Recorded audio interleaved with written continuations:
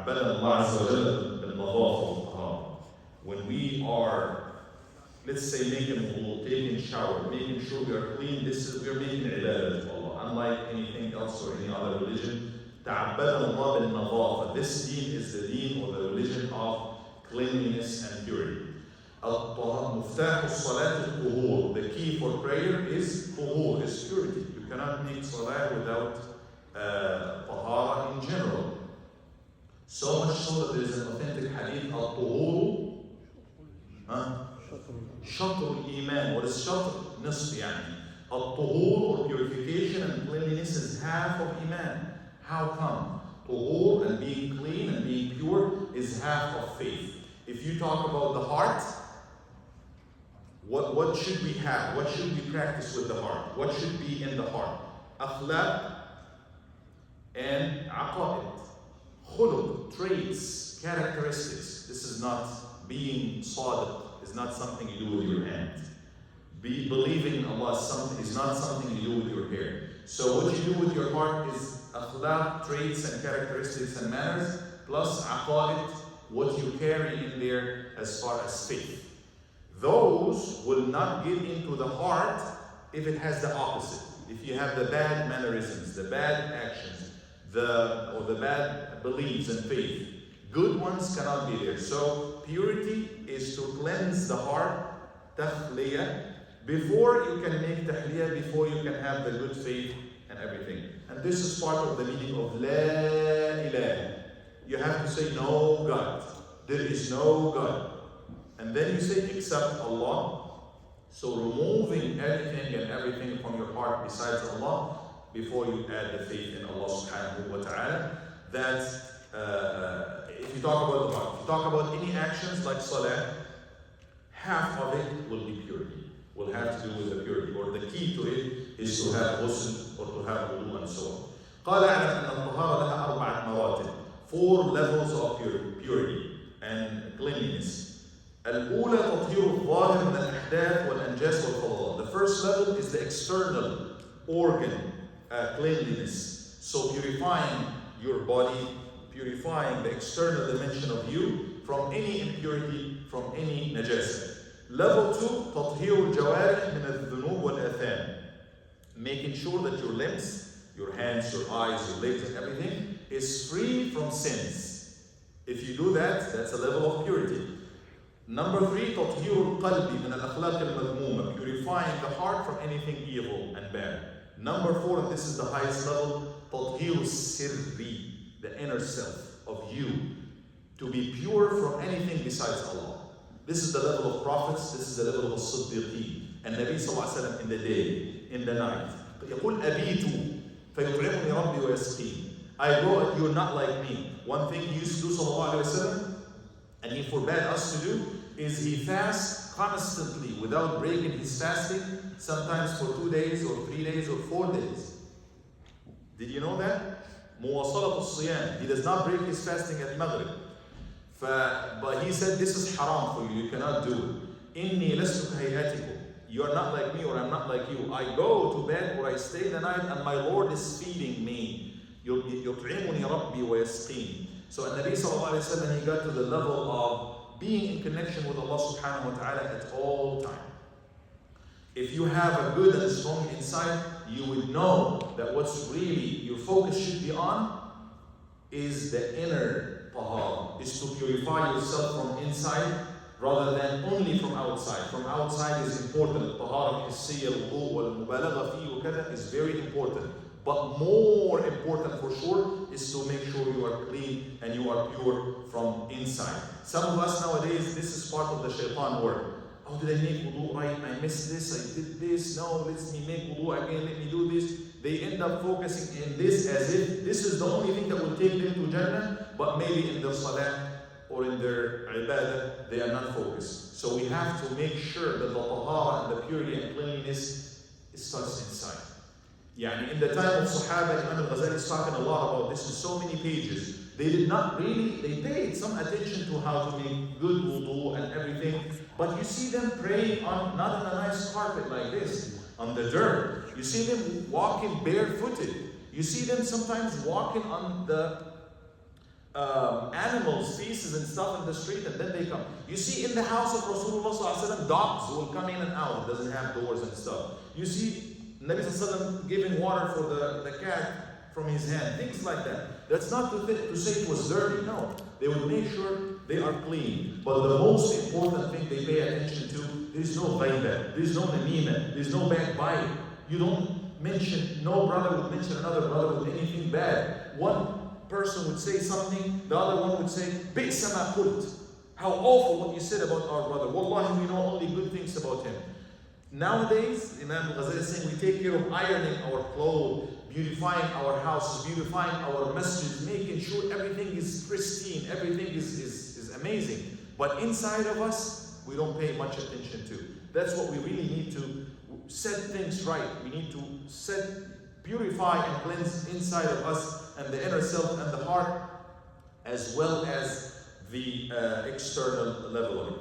Now, and Imam al-Ghazali said, I'm going to talk more about the internal dimension of tahara and purity in the quarter of al-munajjiyat, what saves you. But here he will focus on the physical tahara. He will talk about al-istinja, al-wudu, al-ghusl, and al-tayammum.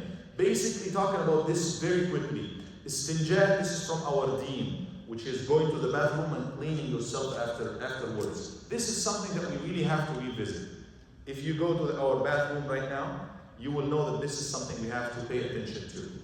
So we need to learn, we need to teach our kids how to use the restroom, how to clean ourselves first, and how to clean the place after us, because this kind of water, the pee, the urine, it's impure. So if it comes in your clothes, if it comes in your body, that's going to affect your wudu. We make sure, generally, that we do things right. So guys, as we use the bathroom, let's pay attention. You go and you see stains everywhere. Even if it's from kids, we didn't teach them right. If it's from us, then we have to do things right. So let's learn adab al-istinja and how to do istinja and everything. Moving quickly to al-wudu, the part of tahara that has to do with water. Al-wudu, as you all know, and this is just a quick presentation, starting with Bismillah or Bismillah ar-Rahman ar-Rahim, and then washing your hands, and then taking some water with your right hand, and with one handful, if you want to do it as the Nabi Sallallahu Alaihi Wasallam did it, you take one time and rinse your mouth 2 times, 3 times from the same water. But if you take more or take 3 ghafat 3 times, that's fine too. And then moving on to al-istinthar, or washing your nose and rinsing your nose 3 times in the same way. And then the face 3 times, beginning up here where usually the hair starts, the hairline, all the way down to the bottom of the beard, not only this, and from the side to the side, from ear to ear. We do that 3 times. And then the right hand all the way to the elbow, and if you go out a little bit, that's going to make your light on the day of judgment even more. And then the left hand, paying attention to the elbows and paying attention to parts that you might miss. Washing or wiping over the head for Imam al-Shafi'i is 3 times, all the way back and 4, 1, 2, 3. Other Imams, just 1 time is enough. And then doing the ears 3 times as well, inside and outside 3 times. And it's also mustahab of Madhab al-Shafi'i to wipe over the back of your neck, and then doing the right foot, and then the left foot, paying attention to between the toes, the behind of the ankles, all of that. If you do that and in this order, and then you say, what is the dua to say after wudu? أشهد أن لا إله إلا الله وحده لا شريك له وأشهد أن محمدا عبده ورسوله. And then you may add, اللهم اجعلني من التوابين واجعلني من المطهرين. The 8 doors of Jannah are widely open for you. So let's pay attention to our wudu, making sure that the water reaches everywhere. If you have a beard, make sure that if it is not too thick, that the water reaches everywhere to the root of the hair. If it is thick, then it's enough to just wash outside, and then you insert your fingers like this. Sisters, for example, one of the something that's very common right now, nail polish. There is no question this will affect wudu. Sisters, you can use, all sisters outside of Hayd and Nifas, they have to pray. So in order to pray, you have to have wudu. There's no way you can put nail polish at this time. Unless you want to put it, and then when it's time for wudu, you have to remove it. Any advertisement that this kind of nail polish would not affect wudu is just wrong, because it covers one part that should be washed.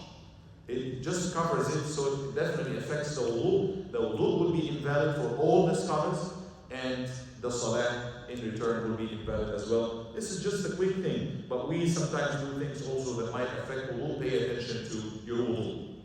Ghusl. Ghusl is obligatory from 4 things. Ghusl and full shower becomes obligatory if 4 things happen. Inzal al-mani, if you discharge semen, male or female, in any way, intentionally or unintentionally, wet dream or whatever it is, if the semen comes out of you, if the mani, if this discharge comes out of you, that when it comes out you feel some kind of satisfaction, this made ghusl obligatory. This is for one. Iltiqa al-khitanayn.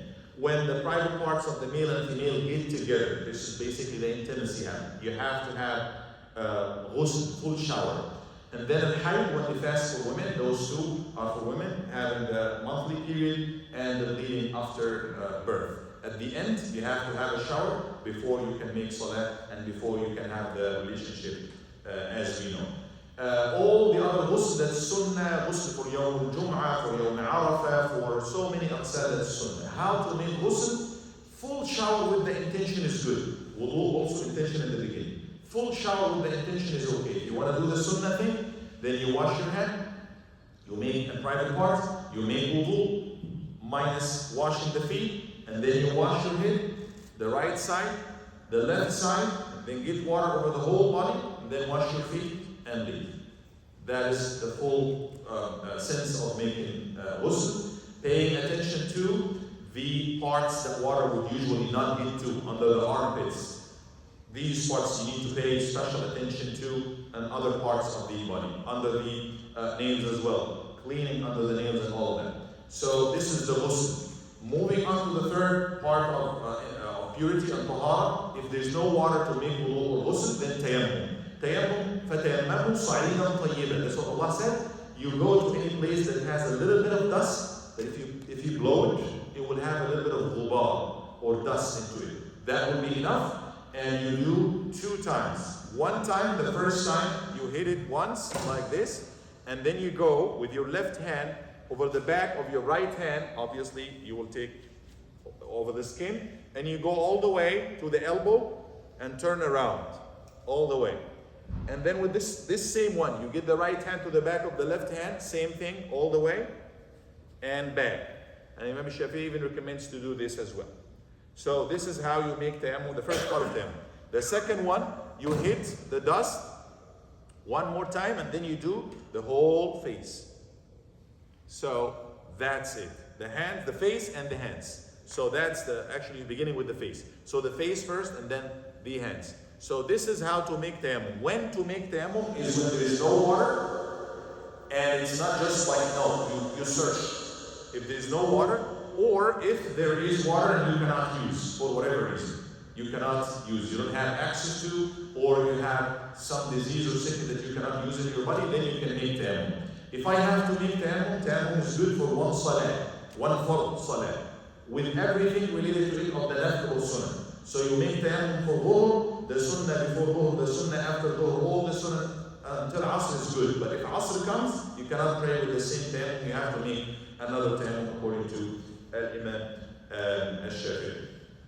The minute you find water, this tayammum is over. You have to use the water and make wudu. You don't have to repeat anything, but some scholars said if it's still in time, you have to make wudu or ghusl and then repeat this salah. But generally speaking, here is the tayammum and how to use the tayammum in case there is no water.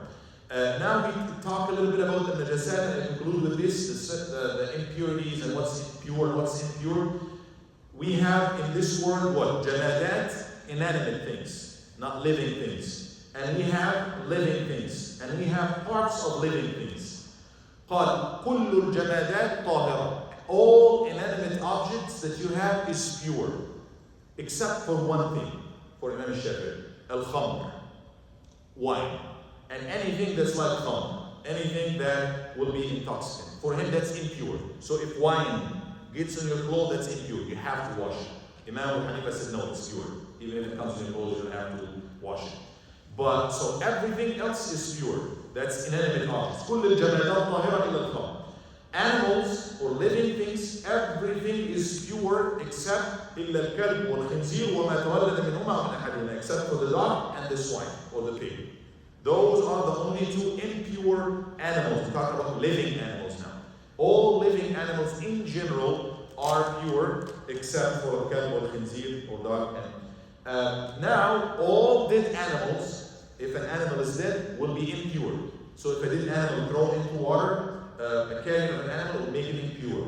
Except for the human being, if you count the human being as an animal, belongs to the animal kingdom, always pure, becomes no impure at any point, even while dead. What else? That if it's dead, it's still pure. Very famous. Fish. If it's dead, it's pure. So if I have fish and the fish is dead, it comes in my bowl, that's pure. And وَمَا لَيْسَ لَهُ دَمٌ سَائِلٌ, all the locusts, the flies, all of these things. So if they come in the water, even if they are dead, they are not, they are pure. So, but everything else, if it's dead, then it's impure with little exceptions. The hair is different, it has a different rule, and so on. And then the Imam will talk about what comes, parts of animals or parts of humans, the blood that comes out of you, the little zits or whatever. For Imam Shafi'i, little things like this would not affect wudu. Abdullah ibn Umar, one day he had a little thing on his face that it has little small bus, what do you call it, zit, right? And then he just removed it. Very little blood came out, and he prayed. He didn't have to make wudu or anything in general. But again, there are so many details about the water, when the water is clean, when the water is impure, and about other najasat, but that's very general and broad presentation of tahara in general. I just wanted to cover all parts of tahara in general. Now, if anybody has any question besides this, we can discuss this later, inshallah. Next time, we'll talk about salat, prayers, and the secrets of prayers.